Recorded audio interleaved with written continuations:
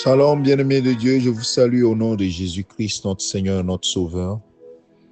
Aujourd'hui, vendredi 2 janvier 2026, le début d'une nouvelle année, d'une année bénie, d'une année prospère, d'une année où la crainte de l'Éternel est notre partage, une année de grâce,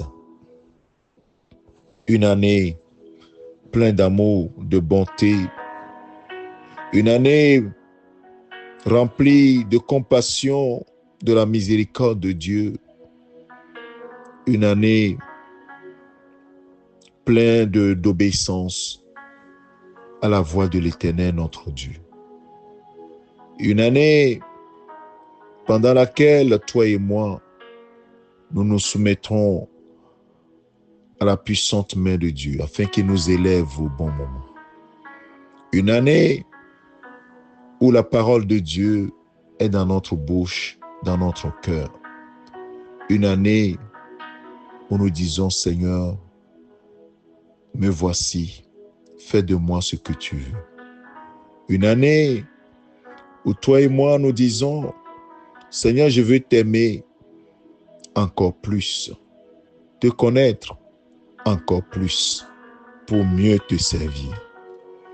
Et pour cela, mon frère, ma soeur, le Seigneur me met sur le cœur, dans le livre de Proverbes, quelques versets que nous allons pouvoir lire, puisque la parole de Dieu, elle est puissante, elle est efficace.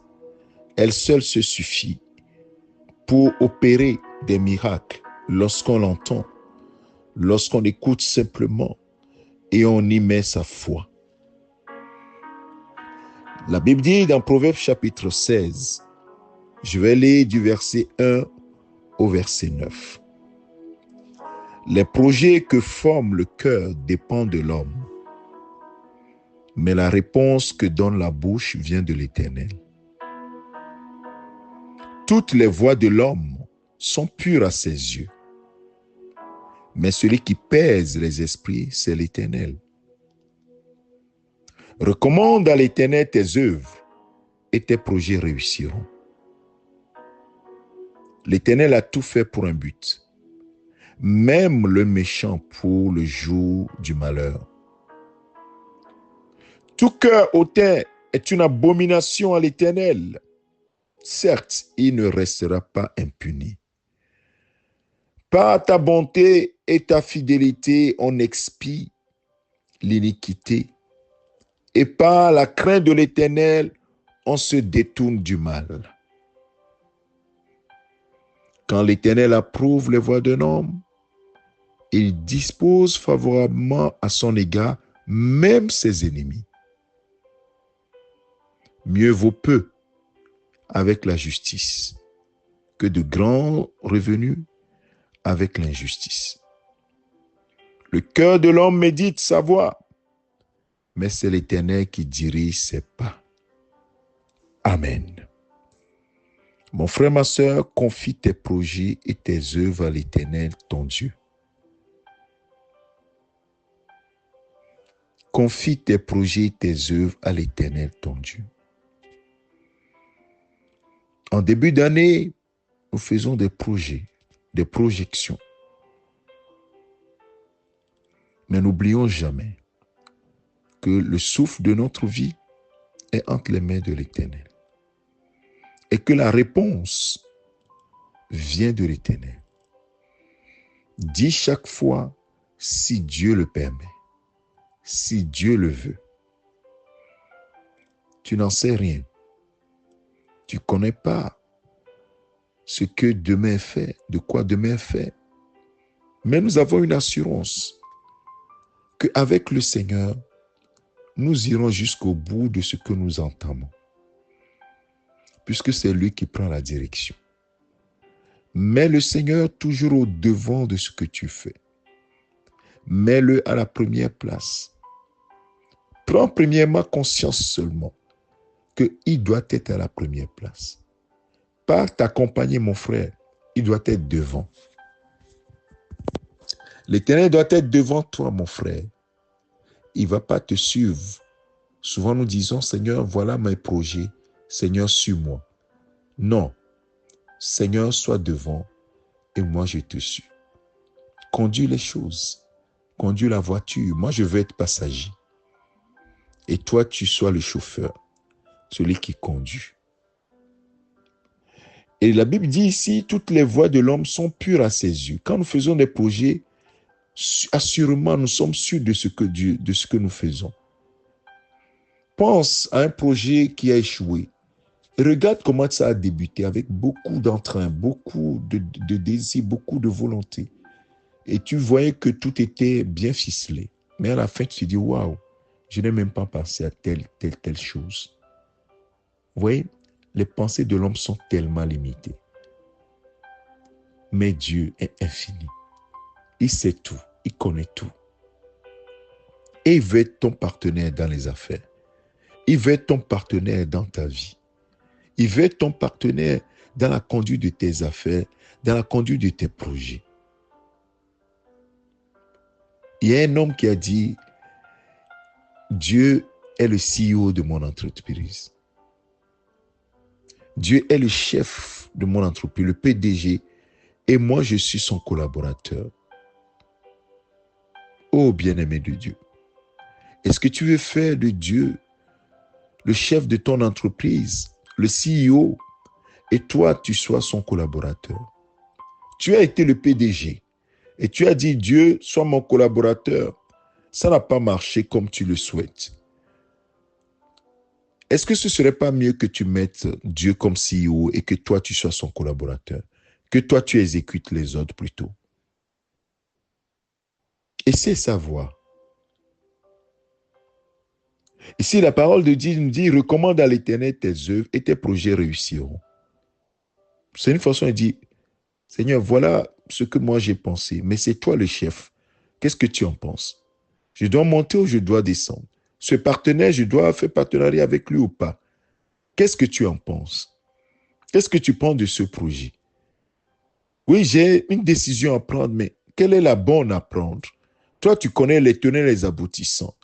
Toute voie paraît droite devant les hommes, mais toi, tu sais exactement ce qu'il convient de dire. Mon frère, ma soeur, tes projets réussiront. Ce n'est pas moi qui le dis. Il dit, recommande verset 3, recommande à l'Éternel tes œuvres et tes projets réussiront. Voilà, mon frère, ma soeur, ces quelques paroles. Il y a une qui me plaît particulièrement, le verset 7. Quand l'Éternel approuve les voies d'un homme, il dispose favorablement à son égard même ses ennemis. Cette parole, elle est puissante. Quand l'Éternel approuve les voies d'un homme, mon frère, fais tout pour que l'Éternel approuve tes voies. Ne te mets jamais en opposition à l'Éternel, mais que l'Éternel approuve tes voies. Parce que quand il va approuver tes voies, mon frère, il va disposer tout, même tes ennemis là. Ceux qui se disent tes ennemis, il va les disposer en ta faveur. Qui plus est, tes amis, les gens qui ne sont pas tes ennemis, il les dispose déjà en ta faveur.